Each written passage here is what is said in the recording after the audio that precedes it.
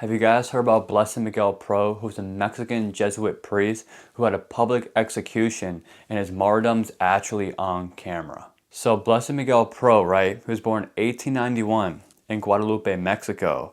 He joined the Jesuits and was ordained priest in 1925.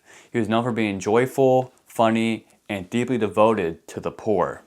So when the Mexican government outlawed public worship and persecuted the church, Father Pro secretly ministered to the faithful.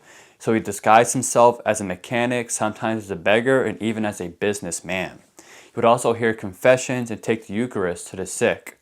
And he would actually give spiritual support to those in hiding. He basically risked his life to spread the gospel. And you might be wondering, what was he killed for? So in 1927, the government blamed him for a failed assassination attempt on the president at the time. And guess what? There's absolutely zero evidence for this claim. Even the man who actually committed the attempt confessed that Pro was innocent. But since the government at the time wanted to make an example out of Catholics to scare them, they decided to publicly execute Blessed Miguel Pro. So this is how he was martyred. So on November 23rd, 1927 in Mexico City, he was arrested without evidence, denied a trial, and sentenced to death by a firing squad.